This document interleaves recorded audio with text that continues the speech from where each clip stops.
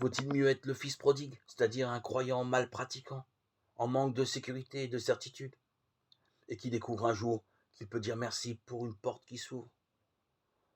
Ou vaut-il mieux être le fils aîné, c'est-à-dire un pratiquant mal croyant, en manque de liberté et de fait, et qui découvre un jour que son père le comprend même quand il proteste?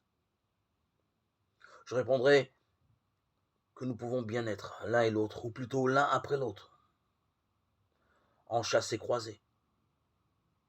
De la même manière que le fils aîné devient fils prodigue et que le fils prodigue devient fils aîné. Oui, nous pouvons être fils aîné, puis fils prodigue, puis fils aîné, et ainsi de suite. En fait, le fils prodigue et le fils aîné, chacun à sa manière, cherche leur père, le réclame et court vers lui. Et le père lui aussi cherche ses fils. Il court vers ses fils.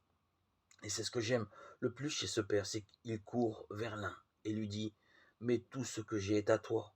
Et il court vers l'autre et lui dit aussi: mais tout ce que j'ai est à toi. Il ne sait plus compter.